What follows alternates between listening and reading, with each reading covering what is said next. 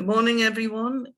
Someone could put in the Q&A if you could hear us loud and clear. We'll just wait for a few more of the participant numbers to pop up a little bit before we go live.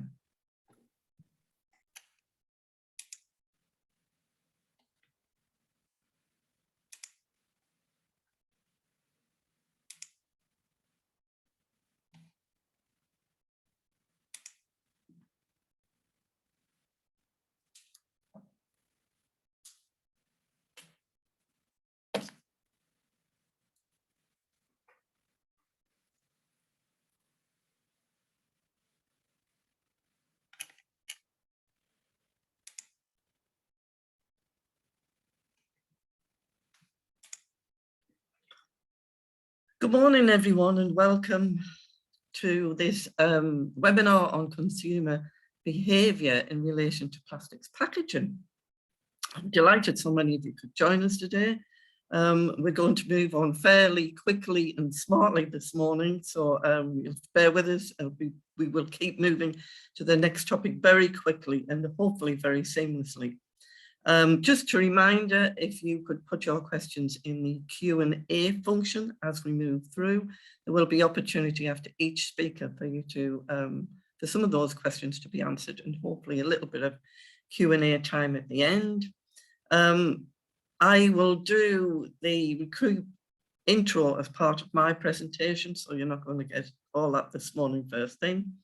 But before I hand over to Paul, if we Bex, you can move to the next slide. I've got a little bit of a reminder. There is a series of webinars that Recoup are delivering this November. And there's a reminder of the next three: Circularity and Sustainability on the 23rd of November.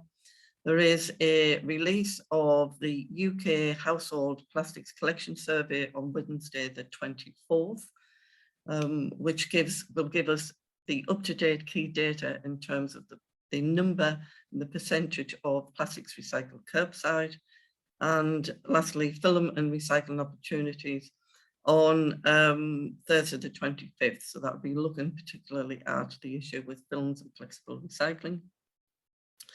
So I will hand over to Paul Vanston, who I think needs no introduction as CEO of InkPen, with a wealth of experience both in the challenges of packaging, but in his previous role with Kent Resource Partnership, he's well adverse to plastics packaging recycling behaviours. So if I can hand over to Paul, the floor is all yours. Thank you very much, and thanks for the warm welcome as well. Wealth of experience, that just means I've been around for a long time, and sometimes it feels like it. Can I welcome everybody in our pretty large audience here today. This is a worldwide webinar, so good morning, good afternoon, good evening to wherever you are. The title of this webinar that Recoup have very kindly put together is this: Consumer Behaviour in relation to plastics packaging. And even that word consumer, well, consumers can be many things, of course, as we know. Consumers can be citizens, they can be called residents, they can be called householders, they can be voters. They are the public. And in this case, we are examining today the behaviours of the great British public in all our forms, whatever day of the week, in whatever place we are at any given time, and whatever we're doing and whatever we're focusing on at any given time. We have today some excellent speakers, I have to say. Recoup have done a fantastic job of securing the time of these colleagues. We have, in this order, I think, the wonderful Sarah Ottaway from Suez, followed by the incredible Anne Hitch from our very own InkPen. We have the fantastic Livy Drake from Sustainable Sidekicks. And last but definitely not least, the marvellous Dr. Leslie Henderson from Brunel University. And what we're going to see this morning, or this afternoon, or this evening, wherever you are, is a snapshot of their views from their perspectives on the really knotty, tricky issue of behaviours. And I would like, I think, to invite our first speaker to be ready to speak, please. And that is Sarah Ottaway from Suez. Sarah, I believe you're the Sustainability and Social Value Lead at Suez, is that right? That is right, Paul, yes. Well, welcome to this morning's webinar. And I believe your presentation may be titled, and there should be a slide coming up shortly, Our Opportunities to Influence Behaviour. By the way, I should say I've been given a script to influence the speaker's behaviours. It's to keep to a 10-minute presentation, followed by 5 minutes of questions afterwards. If your presentation goes on beyond 10 minutes, we'll eat into those questions. So that's the behaviour I'll be watching out for, Sarah, and your 10 minutes starts now. Oh, feels like I'm on the Krypton Factor now you said that, Paul. So good morning, good afternoon and good evening, everybody. Like Paul says, thank you so much for being here.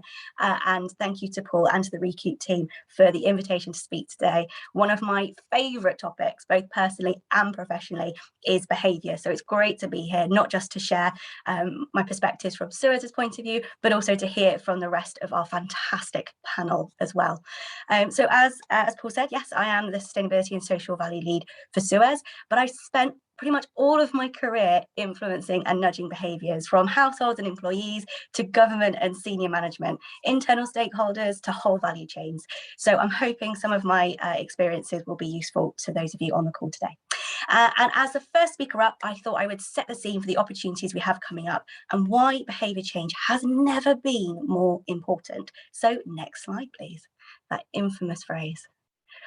Fabulous, thank you. So let's just peel it back in terms of resources and waste, because being in the resources and waste sector, it's good to take it back to the start and remind ourselves that the whole system, that when it comes to the waste that we use and throw away every day, it's based on people, whether they are at work, at home or out and about, making a decision with something they no longer want.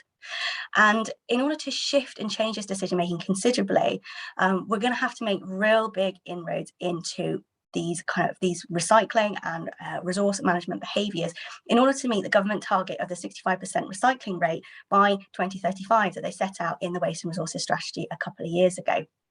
And for that to happen, like I say, we need a really big shift in behaviour. So as you can see on the slide, this is what we've called our 590s principle, which is based on all the packaging. So that's obviously plastics, fibre and metal placed on the market in 2023. We're going to need 90% of people doing 90% of the right things, putting the right things in the right place, 90% of the time. And then the system will have to make sure that we collect and only lose no more than 10% of it, and that when it gets to a reprocessing side, we lose less than 10% of that final total. That would give us a 59% recycling rate. So even that doesn't get us to that magical 65% target.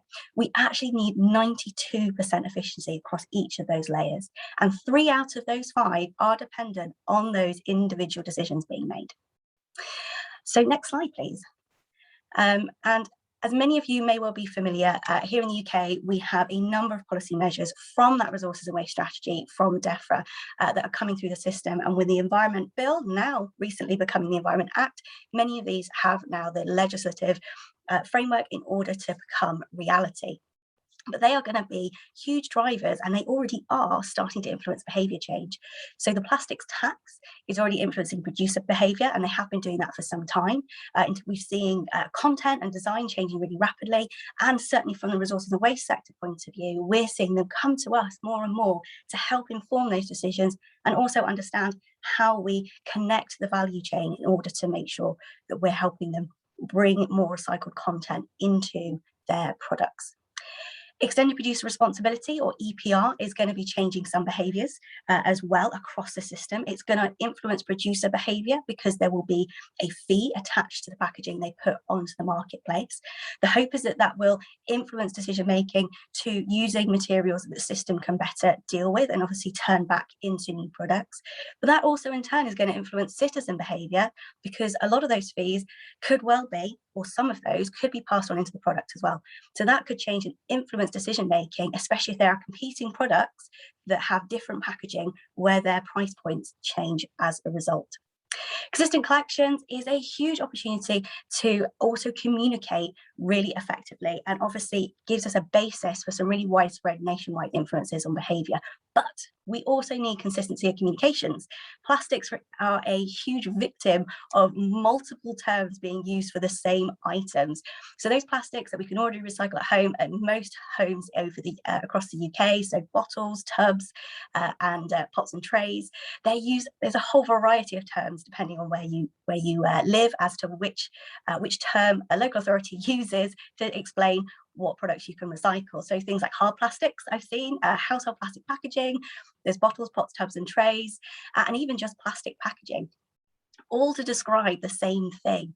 So there are a lot of things that we need to do both individually but also nationwide to really get the desired behaviours changing the way that we need them to, and as quickly as we possibly can. Also, I'm not going to mention the dreaded dry mix recycling, as that seems to be an incredibly common term on the go recycling bins. We'll leave that one for later on. Finally, there's DRS, deposit return systems. In an ideal world, this is pitched as a huge sweeping change of behaviour by placing that deposit on a plastic container or a metal container. From a behavioural perspective, I think there's some real big challenges around this. We know that the fear of loss is a far greater driver than the benefit of gain. So I think we can see that, especially in a lot of places, economic circumstances are going to be a far greater driver of behaviour change in that area, but perhaps that's one for discussion later on. Next slide, please. And it's really important to remember why we're doing this. So it's not simply about getting the right thing in the right bin at the right time. It's also about making sure that the circular system that we're trying to build has quality materials to function successfully. And that, like I said before, that's totally reliant on good decisions being made by individuals multiple times a day. Consistent collections is going to really influence that system as well, because people are going to be able to recycle more items, and they're also going to have similar collections both at home and at work, which again gives us really good opportunities to influence behaviours. But there are other measures that are going to be driving that demand for really quality materials. So one of the things that we're really expecting to see as an industry is a move away from that commingled one bin approach, because it makes it too easy for people to do the wrong thing, and it's impossible after the time for us to intervene before it's too late. So it's going to be interesting to see how the value chain responds to this, but also we know that we need to protect some really key materials. So paper, for example, really suffers when it's placed with other recycling. But as we expand the range of plastics, flexible packaging is going to be one of those items that comes in with the consistent collections agenda. But it means that we're going to have a more complicated range of plastics that we're going to need to be able to collect and separate in order for them to be recycled successfully. So how, like I said before, how that value chain responds and what we then need to do to influence the right behaviours is going to be really interesting to see in the not too distant future. Next slide, please.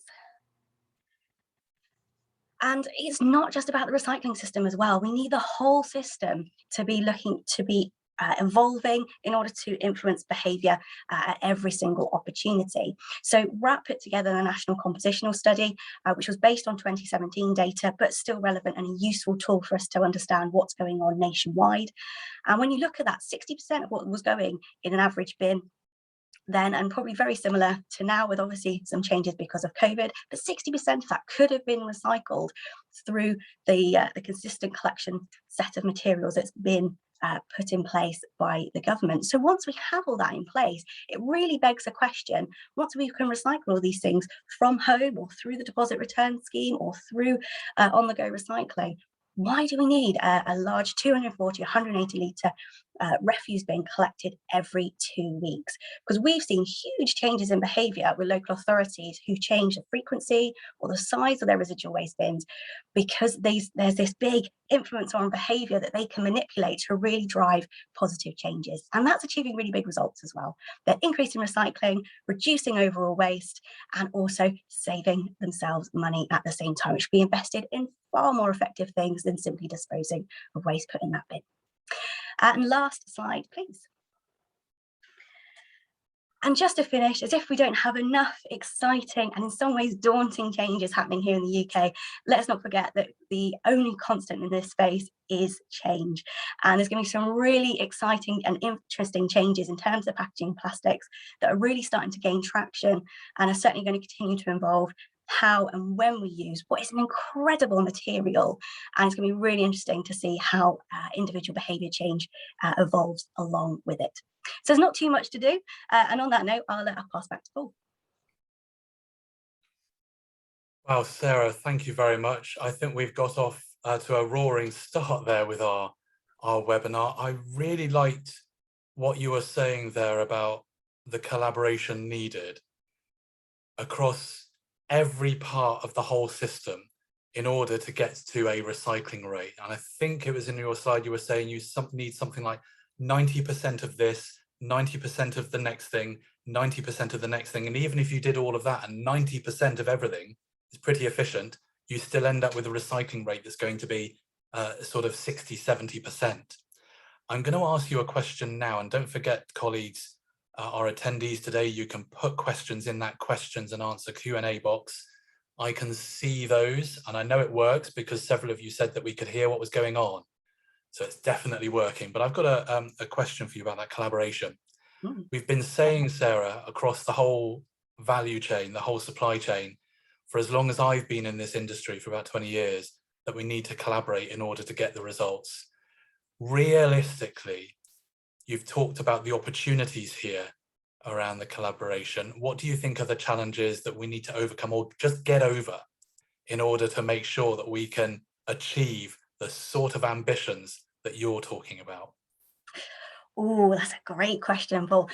So I think the challenges is making sure we've got all the right people together. You often see some really great collaborations at different parts of the value chain, but you'll see one or two actors, you know, for example, local authorities may not be involved, but actually the rest of the value chain's talking.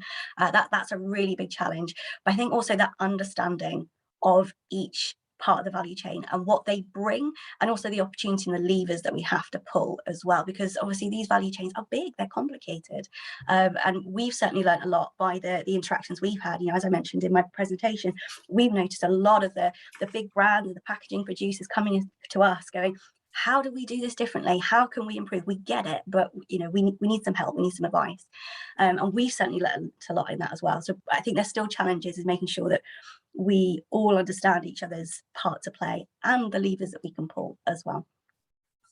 Thank you very much, Sarah. Now what I'm going to do is I'm going to save that question up for our wider panel discussion towards the latter half of the webinar. So this issue of collaboration, we all want it, we're all desperate for it, but the challenges of actually achieving it in the optimal way, I'm going to save that one up as a question for our panel discussion as well.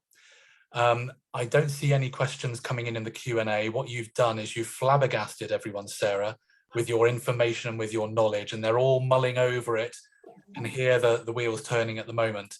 And I think what I would like to do, therefore, is to go to our next speaker. I know that Livy has some comments that she wants to say about that question. Livy, I'm going to disappoint you. You'll have to hold on to them to that panel discussion.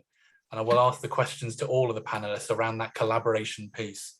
So our next speaker is Anne Hitch, the wonderful Anne Hitch from Recoup.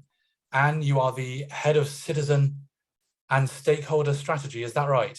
That's correct. It's well, mouthful, isn't it? If there's anybody whose job includes things like behaviour change, it should be the head of citizen and stakeholder strategy. And you're going to present to us now the case study, I think, in Kent. And Anne, the floor is yours. Good morning, and thank you very much, Paul. Thank you, Sarah. What a great thing to try and follow. Wonderful thoughts there. In actual fact, I'm not going to concentrate wholly on the Kent project this morning, but I'd like us to think a little bit about the daily conflicts that all consumers have in terms of their mindset on plastics packaging, and how those daily conflicts influence and have a relationship to their behaviour.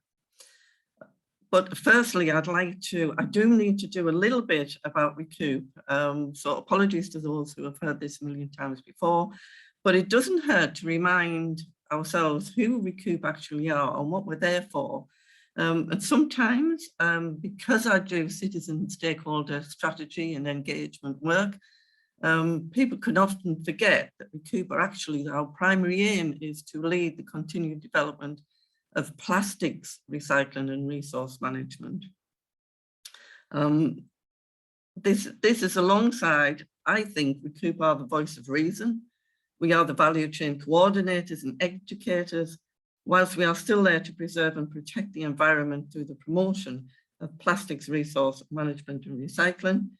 I think that one of the key things we do is understand the entire value chain. Recoup are a charity, we are not for profit, but all of our members span each part of that value chain, so we understand everyone's challenges and pain in terms of how we get plastics packaging more circular. Next slide, please. Recoup do this through 4 key areas of work: policy and infrastructure, that's where most of the report writing and data is done.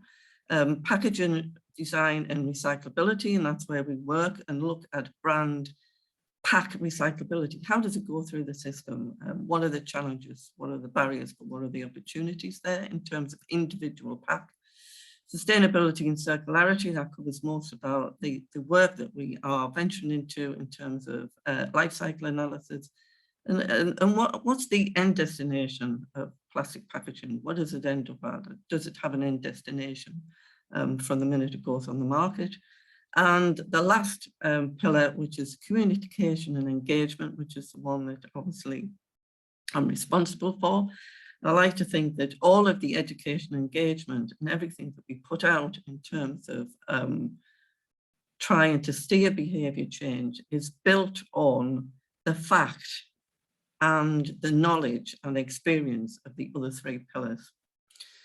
Next slide, please. So what do the numbers tell us about what people are actually doing or not doing in terms of plastics packaging curbside? The last survey, which is 2020, I forget we're about to have the next survey released, told us that consumers were only recycling or only placing for recycling, that's only putting in the bin, 59% of plastic bottles. Shockingly, only 33% of pots, tubs and trays that they buy, they were actually putting in curbside. 7% fill them, and that's primarily because of such a low amount of local authorities collecting that curbside, but due to the front of store advances, we would expect that will increase in the future and become part of the consistency programme. Frighteningly, that leaves 660,000 tonnes of rigid plastic packaging not placed for recycling curbside by citizens, and therefore never given the opportunity to be recycled. Next slide, please. So Recoup have, through Pledge to Recycle Plastics and previous work on Pledge for Plastics, for those who can remember, have conducted a number of pieces of insight work. The one we did in 2019, we actually looked at, people recorded what they're recycling and then analysed it. So what did that show up? The key concerns is people don't want to wash stuff out because they have concerns over kitchen hygiene. They're unsure what constitutes a food tray or a food container. They can't be bothered to clean or not sure how clean is clean. They don't know what to do with sleeves, pump sprays. They've got no room in the recycling bin. So what's the fall off? They're confused about pack label, confused about colour plastics, and not sure what to do with lids or tear off. Next slide. So this is a little bit a snapshot of some of the work we've done through the plastics recycling cutting and confusion communications. And we've engaged with the community on everything from actually challenging, there's a picture of some ladies that we challenged to make designers, to make outfits. We had a fashion show with stuff made from plastic bottles, so people could actually get some understanding of what happens to their packaging when it's placed for recycling and what it's likely to end up in. It inspire them to know it gets made into something else. Next slide, please. Recoup were successful to secure a SSPP Innovate grant fund for a project in Kent. This is also supported by a number of the industry, Veolia, Viridor, all 13 Kent partnerships, Plastics Europe, BPF, Ocado, Sainsbury's, and we're trying to engage with 673,000 households, rather, 1.5 million people, and it's a phased delivery. It will last over a year. We have delivered phase 1. We are in the throes of delivering phase 2. And this is a warts and all study where you are not doing communications and then declaring them all to be successful. We're actually analysing at each stage what people engage with and what changes their perceptions. Next slide, please. Although it's far too soon to give you any key data in terms of what might have happened in terms of tonnages or qualitative data from the MERBs, I can give you some insights from our focus and advisory groups and the many conversations that we're having with people in the high street. So we've been present in a lot of Sainsbury's stores across Kent. And these are the 3 key things that people are saying to us. They have a misunderstanding of the collection infrastructure, which leads to an assumption of what they think the end destination might be. This is because primarily they say it all goes in the same lorry, it gets burnt, or it all goes to a Far East. And, you know, they can't see or they can't understand the complications with regard to trading of plastics. Misunderstanding and lack of knowledge what to do with tops, sleeves on, labels and cleaning instructions. And I think the primary question that we've had, and we've had this thousands of times and challenged, is top on or off. Confusion over sustainability. What is actually a sustainable product? What's the ethical brand? People think they're buying an ethical brand and therefore assume that that would come in an environmentally sustainable packaging. It's not always the case. Next slide, please. People want to know what happens and want to be able to trust what is declared is factually true and correct. These findings actually support Inkpen survey, which conclude that the lack of information on recycling can give negatively influence public confidence and an impact on citizen behaviours and municipal recycling rates. Nothing does more to undermine confidence than the images that we saw of you Fairley Whittenstone, far off flood places, saying, look, there's you know, UK recycling. Unfortunately, we have a particular challenge with behaviour change with regard to plastics packaging, because it's compounded, in my opinion, from reporter and media bias.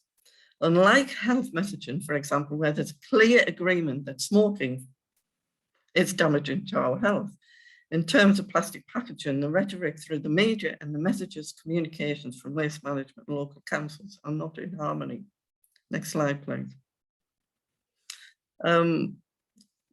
There's no doubt that as we keep plugging away to drive home the benefits of reduce, reuse and recycle, all in context and all in order, and all with a view to what SUP is circular, there is concern that the government's legislation for a 30% packaging tax, we will be challenged to find sufficient feedstock to meet demands. The weak link in the chain being the consumer. Instead, we not only have a PM who fails to make a connection in terms of citizen responsibility with recycling, but states recycling plastics doesn't work and is not the answer. Although this needed to be put into context, it was reported by the media in this short sentence of Boris Rubbish's recycling. Next slide, please. Whether it's talking to the WI or education roadshows across the UK in the last 8 years, I have heard this phrase thousands of times. It all goes into the same truck and it gets burned, so what's the point? It's time we educate it, set the record straight on this misnomer, as it's simply not the case, apart from the fact that incinerating plastics carries its own issues with regard to CO2 emissions. That plastics is therefore no longer available and can no longer be kept in the loop. Worse still, a few citizens have commented to me that by putting the plastic into general waste, the council are going to burn it anyway. This way they're cutting out the middleman. Next slide, please. While citizens were up in arms when Blue Planet 2 hit the screens, I think it's fair to say that we're still plugging away at litter prevention strategies and litter prevention messages. And we're still cleaning up cigarette butts,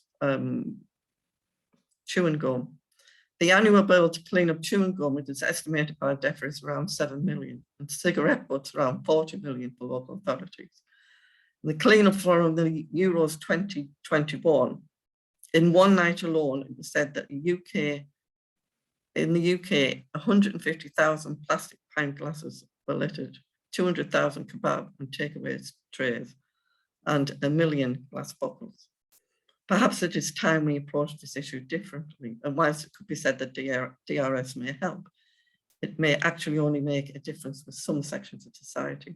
Next slide, please. What Recoup are trying to do with Pledge to Recycle Plastics is to have those nitty-gritty and tough conversations and engage even with plastic-free communities.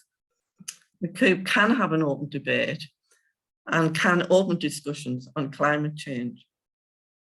The perceptions of plastics has changed as a direct result of the pandemic. And I think it's fair to say that we actually find that householders are sympathetic to the demands of frontline workers and collection crews. They also understand the health benefits from some plastics. However, as part of the work that we've done recently, it's become very, very clear that communications need to be consistent across all platforms, and this is not always the case. Next slide, please. However, I really believe that until we get to a point where we see the headlines like this in the Daily Mail that actually are in support of the industry, are in support of recycling, are actually giving the consumer the information that the plastics industry needs to empty bottles, pots, tubs and trays. The citizens have a responsibility to recycle their empties. That HDPE milk bottles are circular, the plastics bottle recycling actually happens in the UK, and that we all need to reduce, reuse and recycle. Whilst we continue to do the same things, we will continue to have to get the same results. Thank you. Thank you very much, Anne. And remember, I said at the outset, I was going to be monitoring some of those behaviours. Well, our two speakers so far have kept us to time. In fact, we're 1 minute ahead of time. So thank you very much for that. Now, Anne, I've got some questions coming through and I've got some thoughts. Firstly, you mentioned the InkPen GB survey. Thank you very much. It was very kind of you to mention the InkPen GB survey. That was very recent. It was a big survey across the whole of Great Britain.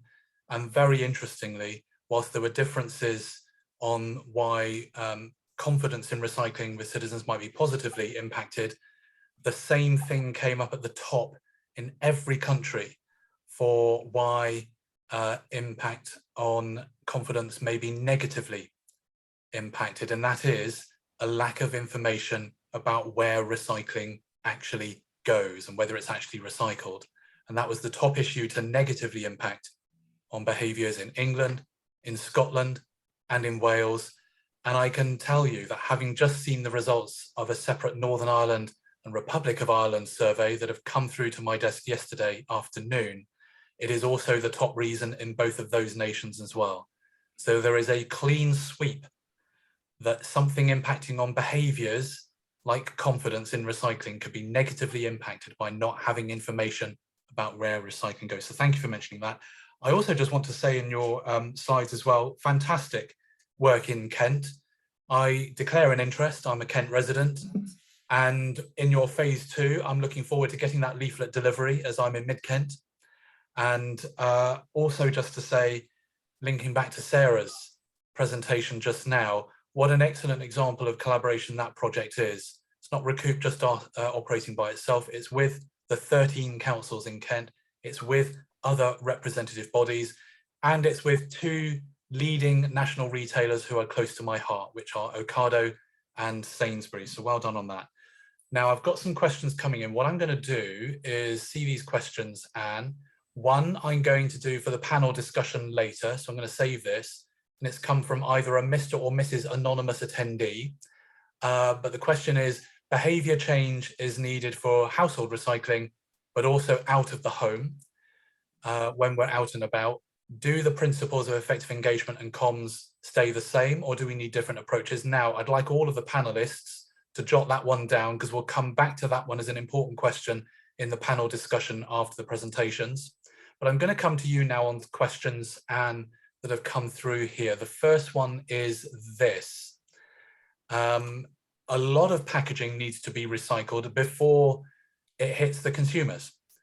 So it could be pre-consumer. It may well be in shops, it may well be at the back of stores, it may well be in manufacturing settings.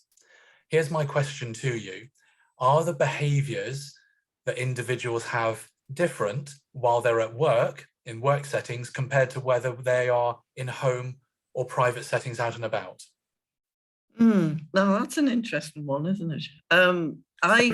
Same people, but they may be in a work setting. Same people, different situation, right? Okay, so I have witnessed a lot of people in different situations when I'm out and about.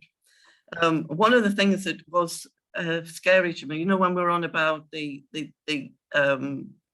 insight work that you've done in regard to people not understanding what happens to packaging can negatively influence their behaviour. I did wonder if ink pen was standing over my shoulder when I was in Sainsbury's, because I could have written it. It was so scarily close. And the thing is, what happens is people need to understand the system. And because they don't understand the system and they've got a little bit of knowledge, I think the phrase is a little bit of knowledge is a dangerous thing. They fill in the gaps with the wrong thing. So that's key. People need to understand that it doesn't just go from their curbside or go in the bin at the back of their place of work and go in somewhere, and as if by magic these goods come out the other end, that there is a process involved. And there is a system whereby packaging in whatever context has to be captured, has to be sorted by somebody. And because they don't understand that, they can't put themselves in that situation. They don't realise what impact it has if it's dirty. They don't realise what impact they have if everybody else has the same behaviour as them with regard to that. The other thing is, once you start looking at the behaviour of the masses. So when people are collective, they operate different to when they're singular. And what we have seen, so we do activations maybe where we do air shows, where in the past we've done music festivals. If you look at the pictures, and I think it was Euros 2000, out of the home where people gather together, if it's acceptable for one person to do something, then everybody follows. This is the same when you look at how people travel, and they travel through airports, travel through railway stations. They follow the masses. So if they look at a bin and it's a clear bin and somebody else has put a banana skin in where it should be only plastics, then they will follow suit. So yes, you have to have a different approach. Thank you, Anne. Now I've got about 2 minutes before Livy starts speaking, and I'm going to do something risky here. I'm going to see if I can get 2 questions in 2 minutes. So I'm going to ask them quickly, and you'll have to answer them quickly as well, as best as you feel. So a great question here from Katie. What's the impact of all of this behaviour stuff on businesses' need to have recycled content in packaging? And from what I hear, they want the recycled content, but there's not enough to go around. So what's the link between the amounts of recycled content and the behaviours that we need? That's the first question. Go ahead. I think if you link that back to what Sarah said as well, we've got to move up in terms of consumer behaviour, got to recycle more, because we literally will not fulfil that amount. When you look also that a number of brands are putting recycled content way above 30%. Post-consumer PET is going to be in high demand, because obviously some brands are doing 50%, 75%, some 100% recycled content. The numbers speak for themselves. That isn't going to be manageable. We're not, an ideal world, what we need to be able to do is to be able to collect enough recycled content in the UK and to be able to put that circular within the UK. Thank you very much. That's going to be a challenge. And last question, quick one, this one. This is your top thoughts. There's a question about the mishmash of services that residents receive at the moment from councils, and I might dispute some of that, but there is a mishmash. as is said in the question, and also a mishmash on advice and communications. Let me turn that around and ask you this. Does the consistency agenda in England for all citizens to be able to recycle the same things, is that going to be helpful? And secondly, have we got to make sure that the communications that goes alongside that is also consistent nationwide? Ultimately, everything needs to be consistent. When we look at what we're doing in Kent, 13 Kent councils, and those 13 Kent councils are not collecting the same, they're collecting the same material, but not collecting it in the same way. So there's different bin provision. When we do the final report, we'll be able to analyse what the difference that makes in terms of because what the plastics packaging communications, we've agreed exactly the same. The whole of Kent, people are told the same in every one of them 13 areas. Remember also that people are currently, or should be, told the same on every UK local authority with regard to plastic bottles. However, they're not told the same when it comes to tops on or off or what to do with bottles, and we've still not got those numbers. So I take away from that, Anne, that it's a really important area that the communications is also consistent. Now then, we were 1 minute ahead, but I've wanted to give time for questions because we have an audience that wanted to ask some questions. Livy, that does mean that we're starting your presentation 2 minutes because of what I've done, 2 minutes late. So I'm not going to eat into your time. Welcome to you, Livy. I understand you are the Sustainability and Behaviour Change Consultant with Sustainable Sidekicks. Is that right? Great. Yes. Thanks, Livy, Paul. you also have 10 minutes, and then we'll follow that up with 5 minutes of questions as well. So as we're going through the presentation, colleagues, if you have those questions, get them in the Q&A. Thank you, Livy. Thank you very much. So I'm going to be moving my hand a lot so I can move the slides because I've got lots of slides. So my background, I've done a lot of behaviour change engagement around plastics reduction with City to Sea. I've done engagement in communities and also in festivals and events. And I also studied behaviour change at UE, and particularly I studied plastics packaging and recycling behaviours. So I'm going to share some of that today. So first of all, I just want to go back a bit and say, what is behaviour change? And what behaviour change is not, it's not education. So it's not about the problem. That is, we just tell people about the problem or what to do. That is addressing information deficit model. And there's something called the value action gap, which demonstrates that education simply raises awareness. It doesn't change behaviours. So we need to be clear on that. The education won't change behaviours. So what does drive behaviour? The fields of behavioural science demonstrate the power of these influencers over our behaviour. So it's the infrastructure and materials, it's social expectations and messengers, it's our habits and our routines, it's cognitive shortcuts, it's emotional states that are activated, and it's the rewards that make people feel good and the framing of messages. And I'm just going to talk today about social expectations and cognitive shortcuts. So social influences. So some theory and research done by Barr in 2007 found that recycling behaviour was influenced mainly by the psychological expectation of the norm to recycle. So recycling is governed chiefly by normative and convenience-based factors.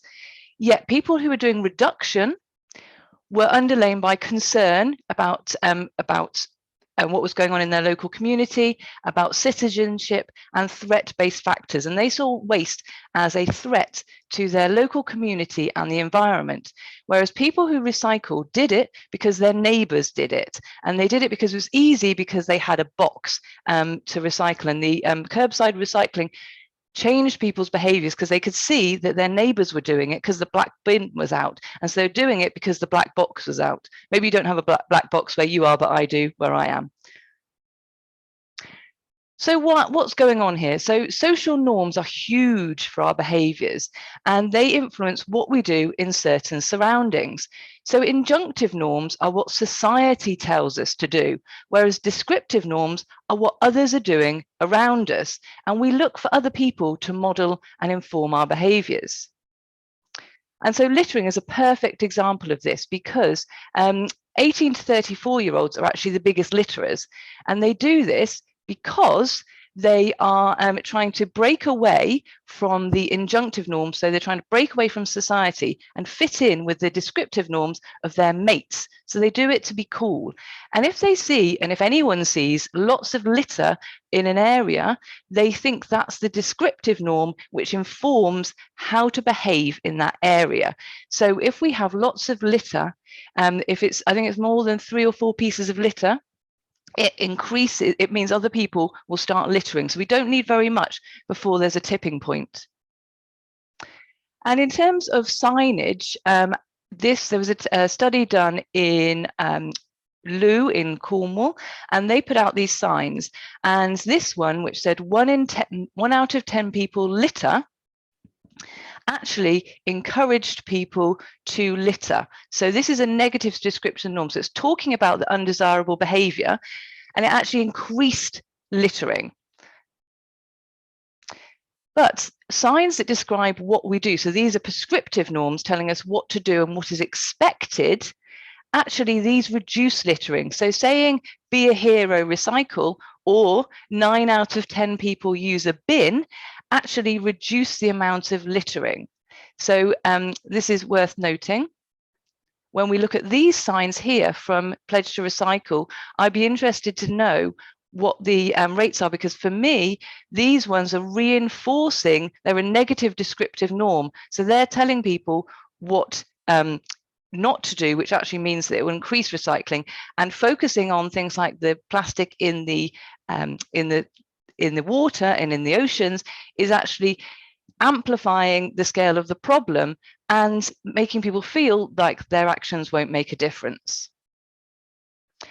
So what social proof do you have of people recycling plastics? And that's where I would say the communications needs to go around this. Rather than talking about people not doing it, we need to talk about people doing it. We need to have examples of people doing their plastics recycling so that people know it is a social norm and that other people are acting. And cognitive influence. So these are also huge. This is all about our brain.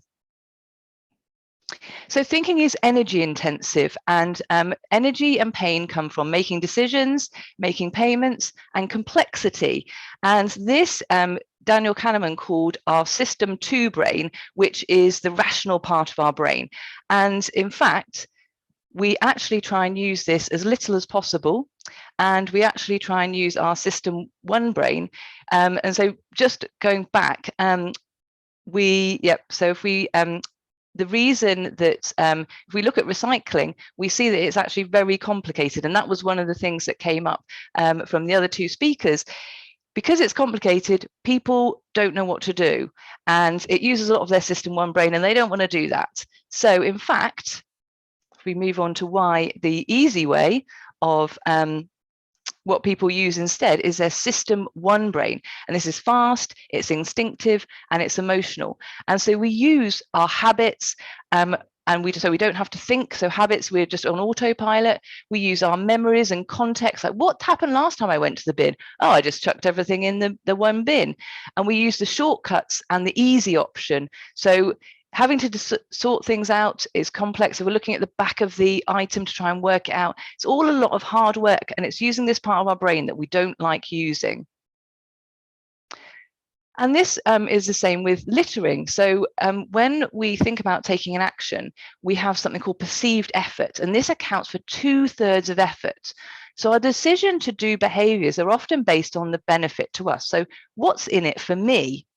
And for many, there is no benefit in the effort of holding on to packaging. And so we need to think about how can we address that, and how can we actually encourage there to be a benefit for people holding on to it. So deposit return schemes are a perfect example of where there would suddenly be a benefit of people doing it. And feedback loops are a good way of showing a benefit. And so these reinforce the desirable behavior. And so studies have found that paper recycling increased by 77% with regular reporting of recycling rates in a university. So telling people how well the recycling is doing will reinforce that. And signs above bins increased can recycling by 65%. And so again, saying how much had been recycled. And weirdly enough, smiley and sad faces are great feedback loops on behaviors. And you've probably seen these when you've been driving, or they're also used in other contexts where people want on electricity bills, and they tell people what is expected of them. So encouraging people with smiley and sad faces is a very simple way of communicating the desired behaviors. So how can recycling have a benefit to the individual, and how can this be communicated in your messaging and your comms and the way it's presented? And what are the feedback loops that can happen? So the perfect example for the answer to the question around offices is, in an office setting, people are going to be looking to what their colleagues are doing, and they're going to think, well, no one else is bothering, so why would I? They also don't know how well the recycling's going. There's no feedback loops. It's probably confusing. It's probably badly signed. It's definitely badly signed. So how can the recycling infrastructure make it really easy for people to know what to do? So how can it have pictures of the plastic recycling that should go in those bins to remove that cognitive load off the brain? And how can it be reinforced with some great messaging around the feedback of like, we've achieved this much recycling?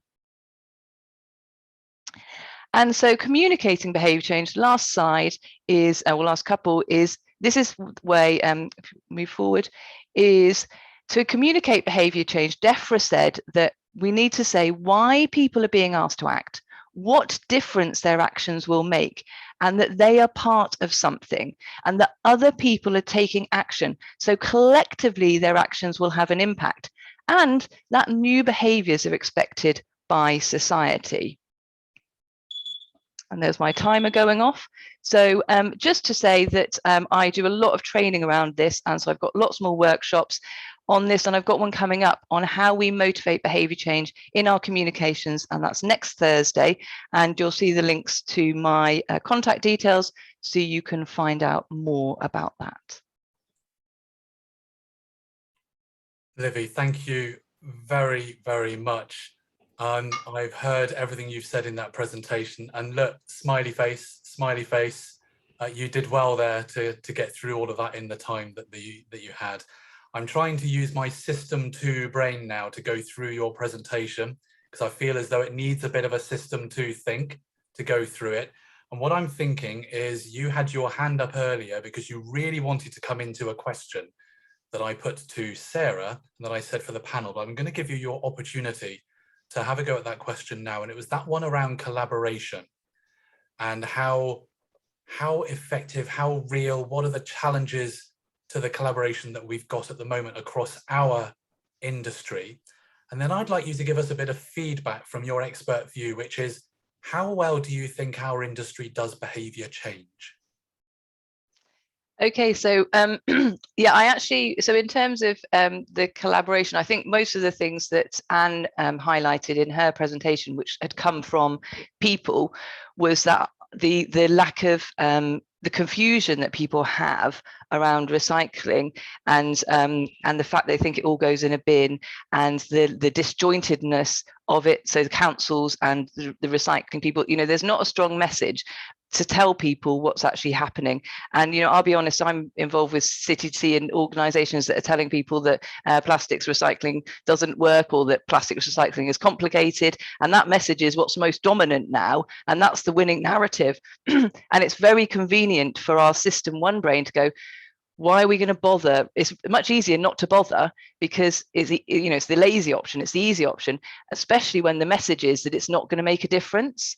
So in festivals, Glastonbury made a massive error in telling people in their communications that tents went to refugees, and they did one recently. The last time I was there, it said 1 in 4 people leave their tent. That reinforces the norm that we don't need to do anything. And it was great for people because it's like, you can leave your tent up and it's going to go and do, it's going to go to a good cause. It didn't. But that whole thing about, the dominant narrative is that recycling doesn't work, that it's going, so the collaboration needs to be from the plastics industry, that how actually plastics are being recycled and how it works. So that would be my main, from a social norming perspective, there's a lack of social norming, and it's very easy because recycling plastics is so complicated, it's too much for the brain. So there's the 2 areas which are really key to behavior change are lacking at the moment. Thank you. That's a good answer. It's just prompted another question while I'm waiting to see if there are any questions coming in from our audience. And it's this one, Livy. How would you characterize the plastics industry challenges at the moment? Are they a big set of practical challenges? So consistency of recycling across the whole country, make everything recyclable so people don't have to think about it. Is it practical, or is it behavioral, or is it both? And how do we join them up? I think it's both, because the two are so for me, the bit about the other part of behavior change, the big part I didn't talk about, is infrastructure. And the infrastructure influences behaviors, and what the infrastructure that's available to people is a choice architecture. So you are choice architects, and as choice architects, you drive the way that people make their decisions. And the choice architecture that councils give people, that it is confusing, and it's difficult for people to narrative. The defaults are difficult. So we need to change those defaults and those narratives at the same time, because the 2 come together. And particularly around things, around the messaging on labeling. I've noticed now that the labeling actually does say, Opera now says it's like widely recycled. What does that even mean? And that's changed. I saw plastic film. It said, recyclable at supermarket, and I was like, finally a descriptive norm, and this tells you what you need to do. Widely recycled doesn't. So it's like the infrastructure is driving the behavior, and then the communications, but it all needs to be consistent and simple. Thank you. We had a question, but I think you've just addressed it in many ways. Again, from anonymous attendee, it's really good to see what works and what doesn't work on how to get people to do the right thing. But how can we expect them to do it when it's confusing at home, and even more challenging when to recycle on the go? And I think that addresses the points that you were talking about there, Livy. I could talk all day about bins and bin signage, because that's just like, mixed recycling, like Sarah said, what does it even mean? It needs to have a picture of a plastic bottle. Coffee cups, where do people put a coffee cup? They contaminate the waste because the infrastructure is poorly communicated. What you've just said there sounds like many family conversations that I've been having at home and with friends, and probably many in our audience today have had similar conversations. Livy, that was fantastic. Thank you. I'm going to go now on to our 4th speaker. And we're very pleased to have today Dr. Leslie Henderson. Leslie, I believe you are a reader in sociology and communications. Is that right? That's right. And you do that at Brunel University, which makes you therefore an expert. Well, of course. Yeah, I'm not necessarily an expert in recycling, but I think I've got a fresh perspective, and that's what I'm looking forward to sharing with you. Well, your screen has just come up there. Plastics and publics, the role of communications and meeting the recycling challenge. I want to hear what the answer is to this. Leslie, your 10 minutes starts now. Thank you. So thanks very much. I've really enjoyed all the presentations this morning, I have to say. And so, yes, as Paul said, I'm based at Brunel University London, and I run the Sustainable Plastics Research Group, which, to say a little bit about collaboration, we need to collaborate as academics, so that not only involves me and other social scientists, but designers, ecotoxicologists, environmental managers, and so on. And as I said, my background and interest in this whole sort of pressing area comes from a point of having a kind of long track record in looking at public health communications and also social issues. And I know there's research evidence that shows that communications really can play a huge role in bringing about social change. I firmly believe that. And the images that you can see here, the first, A Plastic Ocean, is a film that I was involved in, which was trying to really reach a new generation around single-use plastics, and had a lofty ambition of shifting people's behaviour around single-use plastics through the role of adventure documentary. And this was a sort of major film, involved also David Attenborough, was endorsed by Leonardo DiCaprio. But I think there was some issues with it which are interesting, which I'll follow up with in a moment. The other image of these little animated sort of Muppets is a project Wastebusters, and they developed a film, a short film, which I helped with, to send messaging to kids about circular economy, plastic waste and so on. And I think the point I want to make first of all is obviously our communications are at the heart of the challenge, I would say, and these don't always need to rely on leafleting or documentary, as kind of official documentary or news media. Obviously that's hugely important, but entertainment, education has been found to make clear inroads in terms of how people understand a problem and how we can bring about behaviour change. So I just wanted to kind of flag that up. Next slide, please. So in terms of selling the story, and this again is what I guess I'm bringing to this sort of area, you know, people don't come to recycling or to messaging about recycling in a vacuum. We have quite a cluttered media environment around plastics at the moment. And just think about all of these different messages, from official messaging through you know, the reports from the Environmental Audit Commission, to campaigns which were very much led by media. Very interesting to me that the whole Banish the Bags campaign was led and sort of championed by the Daily Mail, which has, you know, long been a sort of notorious climate emergency denier, but there's no plastic denial here, which is fascinating in its own right. And we've also seen messaging coming through regarding microplastics. You know, how risky are they? Where are they? They seem to be everywhere, and you know, not just in the oceans and fresh water, but in the air that we breathe and so on. And it's very interesting for me, as somebody who's looked at different scientific messaging, how different publics and different people engage with those messages and how they make sense of new messaging, which can be very scientific, as I say, or more campaign-led. And finally, of course, we couldn't have a session looking at this area without thinking about Blue Planet 2. And I think this really goes back to what some of the other speakers were saying. Blue Planet 2 certainly raised awareness. It got people talking, it shifted the public discourse. But in terms of actual sustained change, there is no real research evidence that I've seen that has shown any direct link between what people have witnessed and their actual behaviour, whether that's in their own homes or, you know, in public spaces and so on. So I think that we need to be really careful, as someone who's had a, you know, long history of looking at media impact, media effect research, that we have these kind of very throwaway remarks about the impact of media and the sort of Blue Planet 2 effect. But in reality, we really need robust, sustained research to actually map that and see if that's the case. Next slide, please.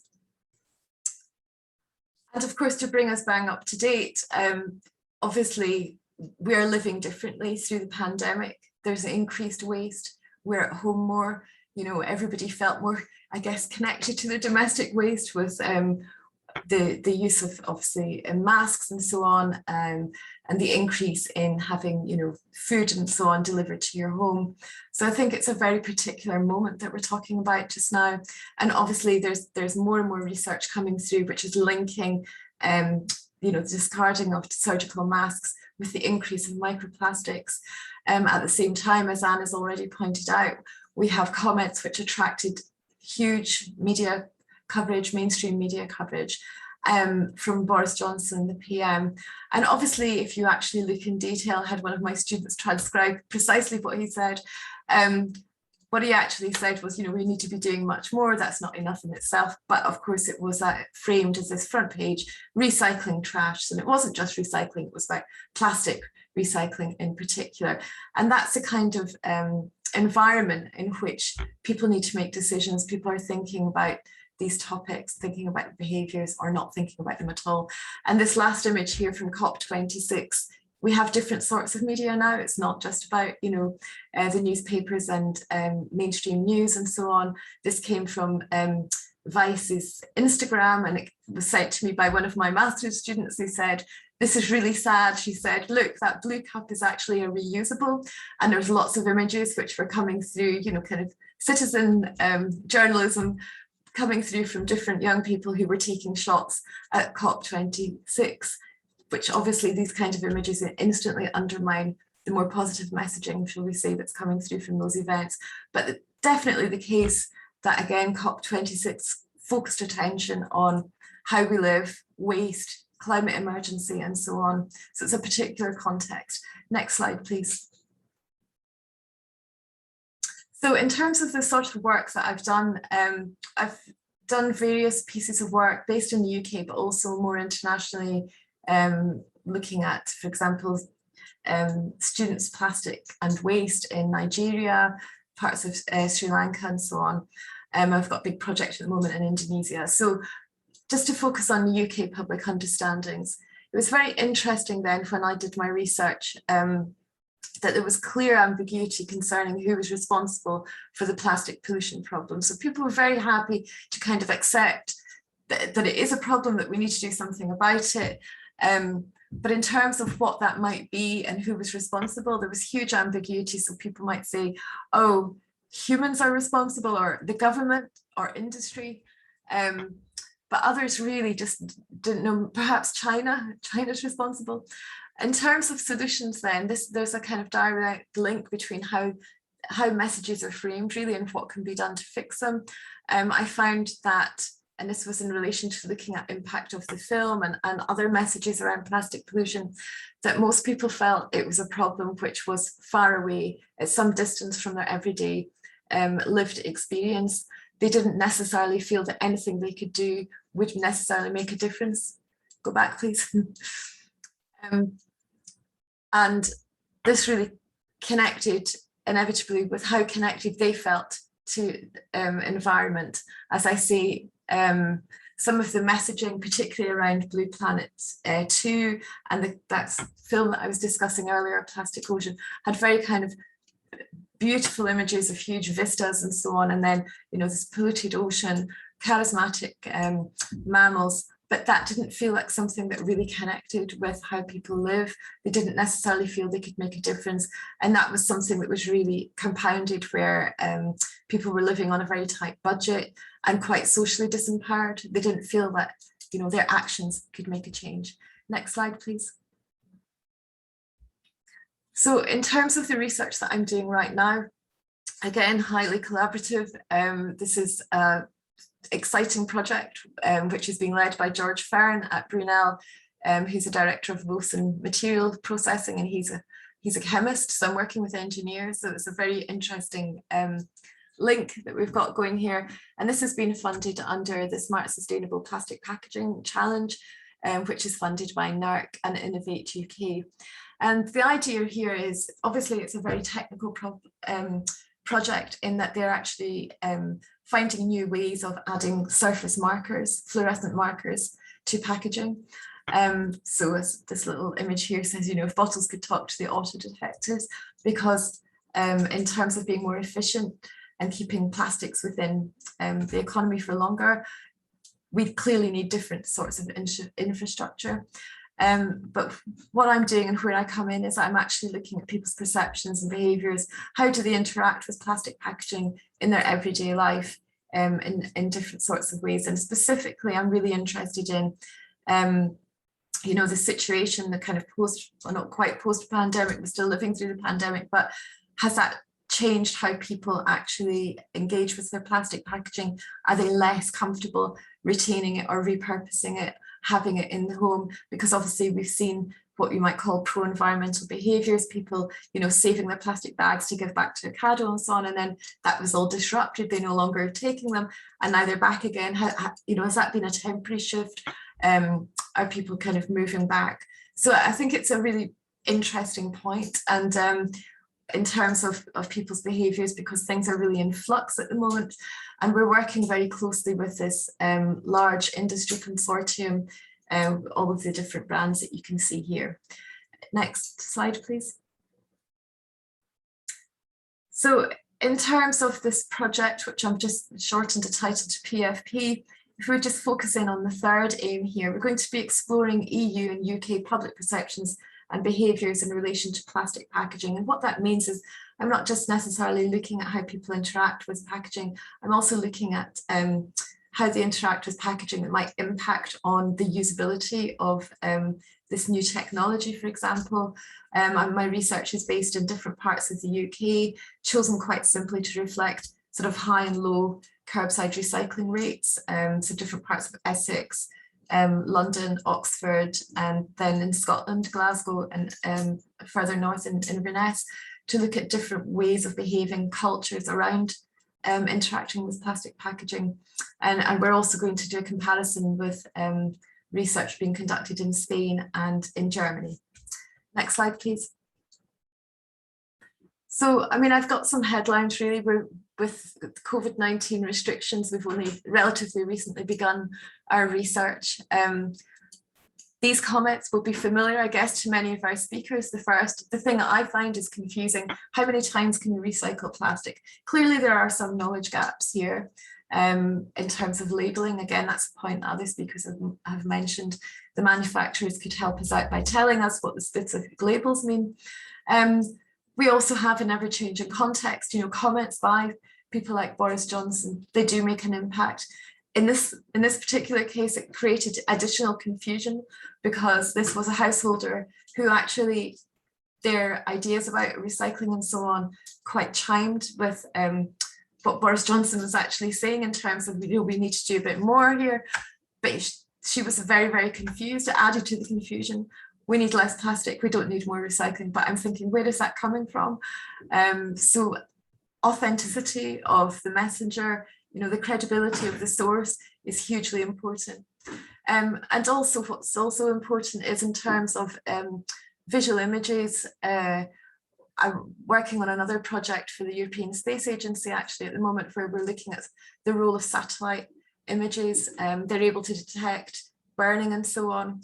And this comment came from someone who, obviously this made an impact, seeing a sat-nav photograph showing the burning. And clearly people are getting lots of messages without actually seeking those messages. How am I doing for time? I think you're onto your last slide imminently. That's fine, sorry, I thought as I saw you, maybe I'm slightly over. Next slide, please. Yeah, so this is my final slide really. So in terms of where our focus should lie, and I think much of what I'm saying, really relates to what others have said as well, but maybe from a different angle.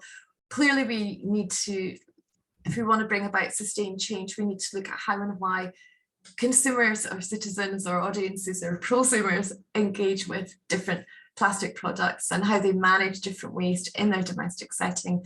Obviously, it's about more than waste disposal. People don't feel that they're recyclers or non-recyclers, but they feel, they're living their lives. And how does this relate to identities and emotional engagement? What's interesting is, just to pick up on one point, that the people we've already talked to, they did talk about judging their neighbours. They did talk about, sort of virtue signalling in terms of packaging up their waste in a particular way. As I've already said, the increase in plastic waste and plastic packaging in particular during the pandemic has created new challenges, but also equally it might have created new opportunities. Where we have disruption, sometimes that can be an opportunity for new sorts of behaviours, new messaging. And I think here there's a clear opportunity to make some connections between recycling of plastics, for example, food security, plastic in the oceans, and mitigating the climate emergency, and really build on and extend this sort of great public focus and attention that we've had through events such as COP26. So thank you, that's my presentation for now. Thank you. Leslie, thank you very much. That was terrific. My system 2 brain is now working overload here, that the cogs are whirring and there's creating lots of heat and fiction in my brain. I've got one question for you before we bring all of our panelists back for the last 15 minutes. You mentioned in, I think it was the second to last slide, about that exploring the EU and UK public perceptions and behaviours. That's a really interesting project to take. I've just got a question for you, which is this. We talk about plastic as the same way as we often talk about glass, as if it's a very similar material, whatever it's made into. But of course, you've got the whole range of plastic polymers, which might complicate things. And then you've got plastics for different situations. So even just thinking at home, you'll have plastics that will be used for situations in the bathroom or in the kitchen, even, dare I say it, in the bedroom. So when it comes to your EU and UK perceptions, do those issues, the complexity of polymers and the complexity of uses, will that be explored in a way so that in your results we can make sense as readers of your outputs of the project as to the whole plastic situation in all its wonderful complexity? Yes, certainly. I really hope so.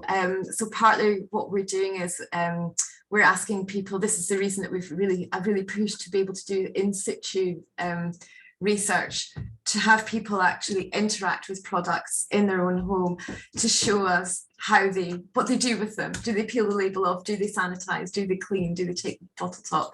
And so on. And to say, you know, where would you put this? What would you do with this? And that's definitely something that we're going to be focusing on, yes. So our international research should begin early next year. And I hope maybe I'll come back again at some stage and have some nice findings for you. But yeah. That is great. Now, as I just invite the other panelists to come back on, please. So Sarah, Anne and Livy, please come back on. I'm going to, Leslie, ask you the question that Sarah and Livy have already answered around collaboration. So collaboration across the entire supply chain relating to plastics, with the aims, of course, of recycling as much as we possibly can and turning that into useful recycled content, which you mentioned in your presentation as well. Yeah. What, in a few words, what are the challenges, what are the obstacles that we need to overcome to get that collaboration to the place we need it to be? I think, as with most things, sometimes we assume we're speaking the same language, but we're not necessarily. It's been quite a challenge and quite an exciting beginning of the project, as I say, to be working with engineers, for example, and there needs to be that collaboration with the academics, from the social to the technical. We're also, as I say, working with business and industry, and again, there are challenges there, and I think sort of developing and nurturing, you know, sort of trust, for example, you know, working out where everyone's coming from is hugely important. But I think, as you point out, I mean, that's going to be fruitful. That's the way that we're going to change things. We have to. So yeah, so this is something that I'm really interested in, that we've already begun doing, but I would love to hear more. Yeah. I'm just writing down those two words you just mentioned, nurturing trust. That should be a big part of the collaboration. And if we can't get that trust between us, it's always going to be something less than what it could have been. Okay, we've brought our panel back. We will be finishing at 11:30 because we know that colleagues have got other commitments to go to at the end of all of that. And I did promise earlier that I was going to ask a question of the panel around behaviour change and the different settings. Are the principles around achieving behaviour change, are the principles, the inputs, the outputs, are they different from when people are at home or if they're out and about? And we still want them to recycle in both settings, but are those interventions, are those issues different? Now, Sarah, you haven't spoken for a long time, so I'm going to come to you first, and then I'm going to come to Livy for that question. And it may well be that in order to get in more questions, I don't get all panelists to speak on every question, we'll divide it up. So Sarah. Thanks, Paul. So I think from my perspective, there's definitely some similarities. So consistency of messaging, consistency of terminology. You know, let's go back to that dreaded dry mixed recycling. And you know, that's incredibly important whether you are out and about or at home. You know, we should be saying, you know, if we're talking about a plastic bottle, we should be talking about a plastic bottle. There's those. And I think it comes back to the phrase that Livy used about choice architects, which I love. And Livy, I'm going to so borrow that and run off with it, sorry, just so you know.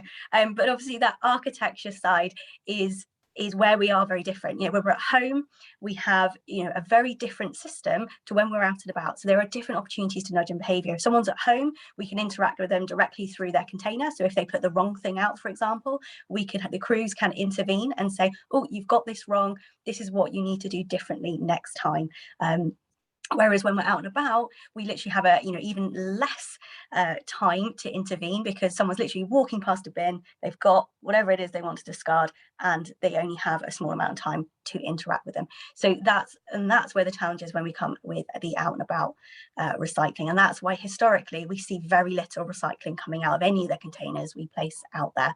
And that's going to be a really interesting one to change and really apply behavioural change sciences to. You know, Hubbub in particular, we're doing some really exciting stuff. But actually, when we start mixing materials and we start having all those different people coming past, you know, the second someone comes past and puts, I know, a bottle full of water or perhaps a dog poo bag or something really gross in there, that's going to undermine all the other positive behaviours that have come before it. So yeah, some similarities and definitely some differences. Thank you. And Livy, I'm going to add a point to this, which is all of the different sectors that Sarah highlighted need to work together all have different drivers and different ambitions. Is that a problem? Do we need to have the same ambitions, or is it a problem we got to live with and still drive forward behaviour change? So what I wanted to just follow on with, first of all, is Sarah's point about the bins and the infrastructure and the signage and, you know, the poo bags and the things. And then someone's got some on the go compostable packaging. Where on earth do they put that? You know, so there's a level of complexity when people are out and about because they have different materials. But it's all about so the bins need to be salient. And this is a word I haven't used yet. They need to be attractive, interesting for people. They need to grab people's attention. And Hubbub did a great experiment in Bournemouth where they just put really bright coloured signs on the big bins, and those bins that have bright coloured signs on, people used more than the same bin that looked exactly, well, it didn't look the same structure, but it didn't have a bright thing on it. And in households in Bristol, Bristol Waste got more people using the compost bins by getting people to put smiley faces on the bins, and that's because they were salient. So we need our infrastructure to stand out so people see it, they know to use it, and we need the signage to be really simple. And the thing about, you know, the drivers are different, but with the drivers, we're trying to get people to put their rubbish either in a bin or we're trying to get them to recycle. So we need to make sure that the bins talk to people and they're quick and easy to use, because people, when they're walking along in the street, their priority, except for a lot of us, you know, other people, it isn't to recycle. They just want to get rid of this packaging. It's disgusting. They want it out of their hand. And there was an interesting bit of research that Hubbub did recently about people littering out of their cars. Do you know why lots of young men do it? Because they wanted to keep their car clean. They didn't want their car to smell. So they do care, and they care about things being clean, but it's their things. So again, it's like understanding what are those drivers for people, and holding some disgusting packaging with half a chip in it. No. Thank you very much. Now I'm going to join up two questions that have come in here. I'm going to ask this first to Anne and then to Leslie. By the way, if you don't like my question, you can answer something else. But here is the question.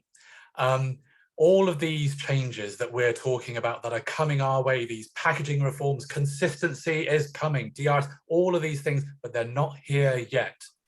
So the question comes in two parts. Firstly, what can we do now with the system that we've got to get the most out of it on behaviour change in the next 2-3 years while those system changes happen? And secondly, are there countries outside of the UK, dare I say it, that have done things that are very good on behaviour change and their performance, for some reason, whatever reason, seems to be better? And then the questioner highlighted that the Nordic countries seem to have better performance than us. So what can we do now? Are there any places we can learn from? That's the question. Anne first. You've almost hit on something that's been my mantra for the last couple of years, because all we've heard for a long time is when we get to a situation when we have got consistent collections, when we get to a situation when we've got DRS, everything will be all right. But we've got a gap, and we know we've got a gap. And I think it's been universal this morning. Everybody agrees there's a gap in knowledge, there's a gap in trust, and we need to do better. We need to communicate better. One of the things that hasn't been mentioned is who pays. And to date, local authority, the responsibility and who is doing that communicating, particularly for curbside collection, is a local authority. And to be honest, I have a huge sympathy for the local authorities, because they really have got a difficult challenge. They've got tight budgets. They've got a huge mountain to climb. They've got more important things to do in terms of social delivery, in terms of, you know, the real nitty-gritty, particularly during COVID and everything we've had. So who pays for those communications? They're very expensive. You know, the industry's been saying for a long time, well, when we get extended producer responsibility, another thing that's further down the line. At the moment, I really, really believe that a lot can be done within the budgets that local authorities currently have, and that is actually through a lot of groundwork, a lot of ground leg work, looking at what they've already got, following some of the advice that Livy's given in terms of does it actually fit the social norm and messaging? Are we being contradictory? You know, because sometimes, you know, we will do a review and we'll say, well, you're saying that on one place, but you're saying this somewhere else. And actually looking at that and making sure that their message, first of all, is consistent. And I think that's something they can do and they can tap into. And the other area that I think can be tapped into without too much funding is we are all connected. We are all connected by social media. We are connected with brands. We are connected with our members. We are all connected with local authorities. The local authorities have a captive audience. They've got thousands, all our citizens follow them on Twitter, on Facebook. And if we can have a consistent message across that, if we all share and we all say the same thing, and we collectively get together, minimum cost, maximum impact. Thank you very much, Anne. And just while we're talking about being collected, if you want to follow Leslie Henderson, it is at Leslie Henders at Twitter, and I've done that earlier. Livy, you and I already follow each other. Livy Drake, you're on Twitter as well. And Sarah, you and I already follow each other, so you're there as well. Anne, are you on Twitter? You said we're all connected. Are you on Twitter? Personally, no. Professionally, yes. Recoup. Follow at Recoup. Okay. Add pledge to R as well. Pledge to recycle. That's where I know you've got enough going on managing the Recoup account. I can understand that. Leslie, your answer to that question, please, as to what can we do now, and are there any other places we can learn from? Okay, so yeah, I've just got a couple of points on this. I think consistency and harmonization of messaging is fine and probably desirable, but I think how it's packaged and transmitted needs to be very finely targeted towards different audiences. And for that to be done, you know, properly, obviously as an academic, I feel you need some really good academic research that is very robust and very grounded. I mean, one thing I wanted to make a point about is, for example, around the public and private, people experience spaces differently. They have ownership of spaces differently. And we know that there is, for example, some research that I've done, say in Nigeria, the young people I spoke to, you know, they knew they weren't supposed to be littering. There was the infrastructure there. They did it because they had a sort of failure in trust in the government. You know, they weren't feeling looked after. It's a kind of way of a bit of creative resistance, for example. So we need to look at, you know, this sort of underpinning, maybe bigger picture around how people behave and how they perceive their actions. The other point I wanted to make is when I have presented my research, which is very sort of UK based, around unpacking some of the solutions. One of the solutions which had been suggested was that people refuse packaging in supermarkets, that they decline it, that they rip the packaging off and they just leave it there at the checkout for the supermarket to dispose of. When I discussed this with UK audiences, they were hugely shocked. They felt social embarrassment would mean they would never dream or dare to do something like that. But when I present that material in other settings, for example, in Brussels and other places, people are genuinely shocked that anyone would have a problem with that. There's a completely different culture, you know, around kind of around responsibility and accountability and what can happen. Partly that is about infrastructure, but it is also about what is normal, what feels normal. Yeah. Thank you, Leslie. We are in our last minute, so I am going to extremely quickly, and I'll be looking at all of your behaviours here, give you 15 seconds each to give your final words to the audience. And what is it, the one thing you want the audience to go away with today, your key message? What is it? And I'm going to do it in the order that you spoke. Sarah, Anne, Livy, Leslie. Sarah, go. We have a huge opportunity. Let's grasp it. Let's take all this fantastic knowledge that we have here and beyond. Let's apply it and let's really make some massive behaviour change happen. Completely agree. Anne. Oh, you're on mute, Anne. And it's me. Sorry. Collaboration. We should do it, not speak it. So mine would be the behaviour change insights team principle EAST. We need to make it easy, attractive, social and timely, and that's how you achieve behaviour change.